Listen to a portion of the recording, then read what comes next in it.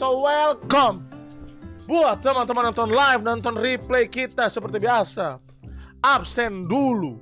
Ada Ilham, ada Ragil, ada bocil thumbnail, ada kontolodon, ada megalodon, ada bocil thumbnail. Yo friends, balik lagi sama aku Erwin Krisyuan. Selamat datang lagi di channelku ya.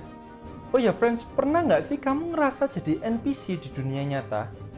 Hidup monoton, kerja nggak ada serunya, terus duit pas-pasan, nggak ada yang nonton streamingmu? Ya inilah hidup seorang pemuda yang bakal aku bahas sekarang ini. Kamu yang lagi nonton ini siap-siap ya buat masuk ke dunia penuh game, perjuangan, dan sedikit keanehan mirip sama hidupku. Hari ini kita bakal ngomongin satu nama yang nggak boleh kamu skip kalau kamu gamer sejati. Winda Batubara. Maksudnya Winda Basudara ya friends? Penasaran gimana ceritanya? Di sini aku ceritain. Oke, rewind dulu ya friends.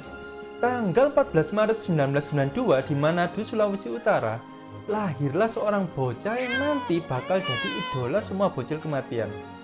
Namanya Brando Franco Winda. Dia merupakan anak kedua dari 4 bersaudara. Dia punya 2 saudara perempuan yang bernama Florence Winda sama Caroline Winda. Sama 1 orang adik laki-laki namanya Vincent Winda. Lahir di bawah bintang Pisces, katanya si orang Pisces suka hal-hal berbau fantasi. Mungkin gara-gara itu dia suka sama cewek maksudku cocok jadi YouTuber gaming. Nah, waktu dia masih duduk di bangku taman kanak-kanak, keluarganya tuh mutusin untuk pindah dan menetap di Jakarta. Dia kemudian bersekolah di SD Santo Vincentius, terus lanjut ke SMP Marsudirini, lanjut lagi ke SMA Santo Bellarminus. Sejak kecil dia udah doyan main game. Konsol pertamanya yang ia mainin adalah Nintendo NES. Sejak awal sekolah dasar, Brando suka main PlayStation 1. Waktu itu game paling Brando favoritin itu game Suikoden 2. Dan mungkin dulu dia nggak tahu kalau hobi ini nantinya bakal jadi sumber penghasilan utamanya. Tapi siapa sangka hidupnya nggak selalu happy cuy. Dulu dia sempat jadi korban bullying di sekolah. Gak keren banget sih, tapi justru itu yang bikin dia makin kuat. Waktu dia duduk di kelas 11 atau kelas 1 sampai 2 SMA, Brando sempat menjadi korban bully baik secara fisik maupun verbal oleh teman-teman sekelasnya. Dan itu yang buat Brando jadi anak yang pendiam. Tahu nggak alasannya apa? Alasannya sepele banget friends. Gak lain dan gak bukan karena Winda waktu itu memiliki postur yang tinggi dan kurus. Terus ditambah penampilan Winda yang waktu itu cukup banget. Tega banget ya friends, udah ngerasa jagoan tuh bocah-bocah. Masih minta jajan ortu aja udah belagu banget ya. Kalau mereka ketahuan zaman sekarang ini, udah habis tuh kena bocil kematian. Karena situasi yang gak asik di sekolah, Brando sempat berhenti sekolah friends. Instead of nangis di pojokan kayak NPC yang kehilangan quest, dia malah mutusin buat bantu orang tua aja dan banting setir jadi operator warnet di tempat usaha ayahnya selama beberapa bulan. Apa ini ya yang buat Winda suka banget main warnet simulator? Selamat siang teman-teman, adik-adik sekalian, balik lagi bersama aku Brando di channel Winda Basudara. Dan kali ini guys, aku akan mencoba sebuah game yang bertajuk warnet simulator. Tapi akhirnya keluarga yakinin dia buat balik ke sekolah biar minimal dapat ijazah aja. Orang tua Brando maksa supaya Brando lanjut sekolah dan berakhir ngikutin homeschooling di rumah belajar Kak Seto. Di situ dia lanjut kuliah di The London School of Public Relations pilihannya sendiri. Tapi sayangnya kuliah itu butuh duit dan sayangnya lagi saat itu kondisi keuangan keluarganya udah menipis karena usaha warnet ayahnya udah sepi dan mamanya udah pensiun dari perusahaan Telkomsel. Bukan berarti gak bisa bayar sama sekali ya friends. Waktu itu Brando ngerasa kalau dia jadi beban keluarga karena nilainya jelek terus dan harus remedial berkali-kali. Brando ngerasa kalau dia cuma ngabisin uang mamanya aja. So, game over buat kuliah dan Brando mutusin buat cari uang dulu aja. Brando nyobain segala kerjaan, mulai dari pelayan kafe nom-nom selama sebulan, yang gajinya tuh cuma cukup buat beli 3 skin epic Mobile Legends alias 900.000, sampai kerja di restoran mewah Bluegrass. Dari sini Brando dapetin banyak ilmu dan pengalaman kerja, mulai dari pengetahuan tentang wine sampai kemampuan berkomunikasi dengan para pelanggan. Karena waktu itu di dekat restoran sedang dibangun hotel bintang 5 baru, ada beberapa petinggi hotel yang sering makan dan minum di restoran Bluegrass. Mereka ngelihat kalau bocah cungkring satu ini kok kerjanya bagus banget ya. Apa kita jual maksudnya apa sebaiknya kita tawarin kerja aja ya? Akhirnya Brando ditawarin kerja dan Brando setuju. Setelah kerja 3 bulan di Bluegrass, Brando mutusin buat resign dan kerja di Hotel Bintang 5 The Westin Jakarta Hotel. Ya tapi sayangnya Brando nggak bisa langsung kerja, friends. Ternyata hotelnya masih harus melakukan beberapa persiapan yang buat Brando harus nganggur dulu. Mau nggak mau, Brando ya harus ngelamar di Cafe The Dutch selama 3 bulan sebagai pelayan. Nah di tahun 2017 pas Hotel Westin sudah buka, Brando langsung kerja di sana. Gajinya gak main-main loh, 2 digit. Nah di situ dia ketemu cewek spesial yang sekarang jadi istri idamannya, yaitu Cecilia Agnes. Jadi kerja di hotel nggak cuma dapat gaji gede doang, tapi juga dapat bonus pasangan. Gila banget gak? Di Hotel Westin, Brando dapetin banyak prestasi, mulai dari pelayan terbaik, the best employee number 2 di Westin, sampai dikenal banyak pelanggan dan dapetin review bagus di Guest Comment sama TripAdvisor. Setelah kerja selama 2,5 tahun di sana, Brando merasa, kok kalau gue cuma klik-klik aja ya? Gue kayaknya nggak bisa naik jabatan lagi. Apa sebaiknya gue resign aja ya?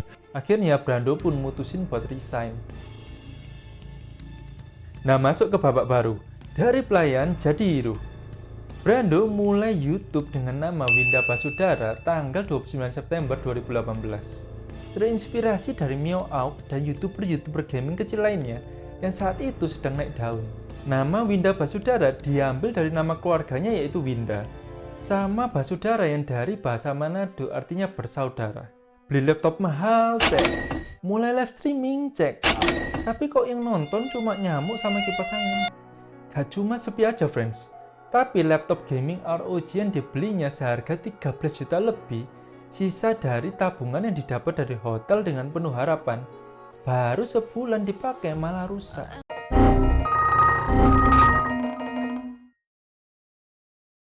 Akhirnya dengan berat hati, Brando curhat ke mamanya tentang masalah yang dia terus hadapi. Untungnya sang mama dukung penuh dan membelikan Brando PC baru. Fun fact ya friends, waktu awal mulai YouTube, Brando tuh nggak berpikir buat hidup dari YouTube aja. Dia udah berencana buat kerja di salah satu hotel mewah di Jakarta dan berharap dapat kenaikan pangkat. Sayangnya harapan itu sirna, friends. Brando ditolak di hotel itu. Udah jalan Tuhan kali ya. Kalau Brando waktu itu keterima di hotel impiannya, mungkin kita sekarang nggak bisa terhibur dengan tingkah konyol Bang Brando saat ini ya.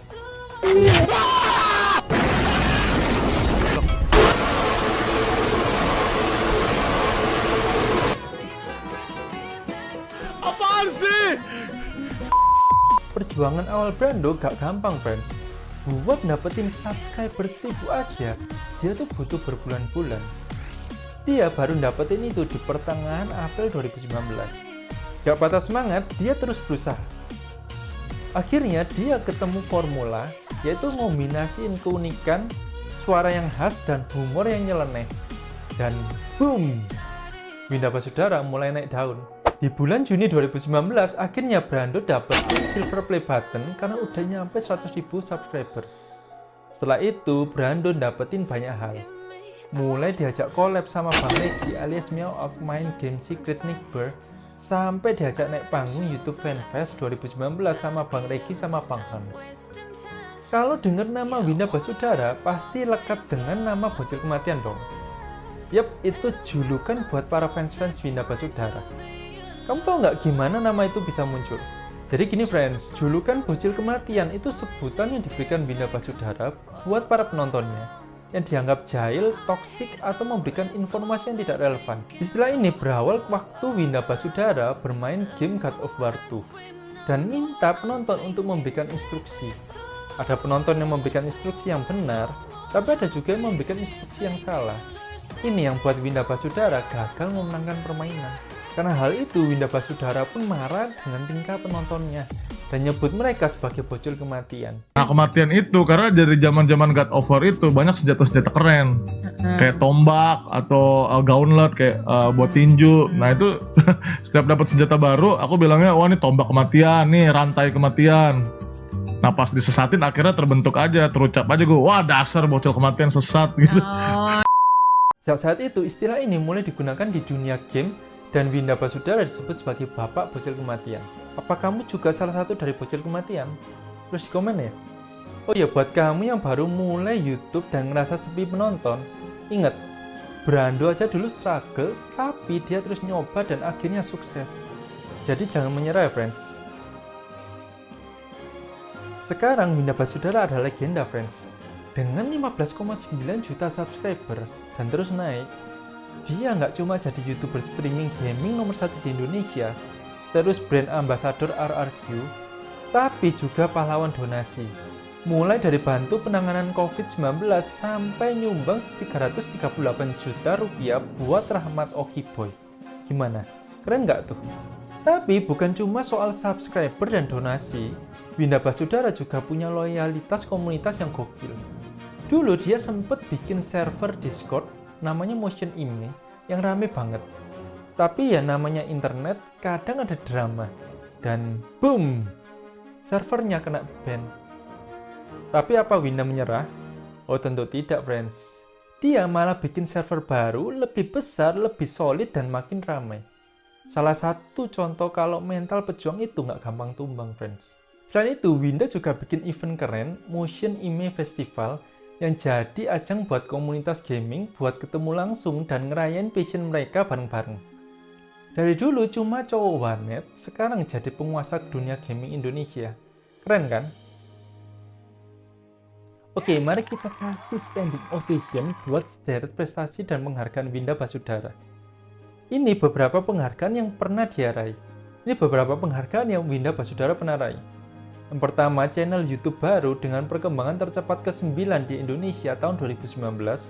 Terus yang kedua, Indonesian Esport Awards 2021 sebagai pembuatan konten game terfavorit. Yang ketiga, Dunia Games Award 2021 sebagai pembuat konten game tahun ini. Yang keempat, Indonesian Esport Awards 2022 sebagai pembuat konten game terfavorit. Yang kelima, YouTuber Partner Day 2022 sebagai live creator with highest CCV and most watched channel. Yang terbaru ada Amazing Kids Favorites Awards 2024 sebagai social media icon Indonesia terfavorit. Nggak cuma diakui sama penonton aja, tapi juga sama industri e-sport loh.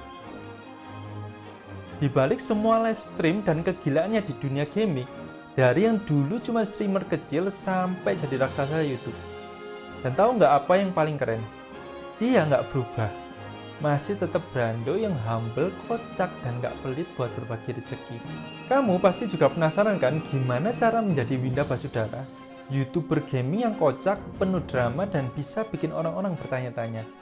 Ini beneran serius apa cuma lelucon gila si Winda Batubara? Jadi ini 5 cara jadi Winda Basudara ala Erwin Krisyuan. Yang pertama, jangan takut jadi diri sendiri. Winda Basudara sukses bukan karena ikut-ikutan tren atau niru orang lain, tapi karena dia punya gaya sendiri. Dari cara ngomong yang khas, humor yang absurd, sampai reaksi yang over the top.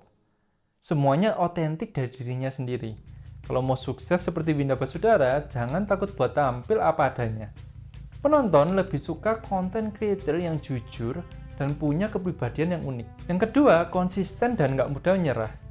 Perjalanan Winda Basudara nggak langsung mulus, friends. Dia mulai dari nol, bahkan pernah ngerasain sepi penonton di awal karirnya. Tapi dia tetap konsisten nge-upload video meskipun awalnya cuma ada segelintir yang nonton. Konsistensi adalah kunci buat yang ngebangun audiens setia dan berkembang di dunia YouTube. Yang ketiga, bikin komunitas yang solid. Salah satu faktor sukses Winda Basudara adalah komunitas loyalnya alias bocil kematian.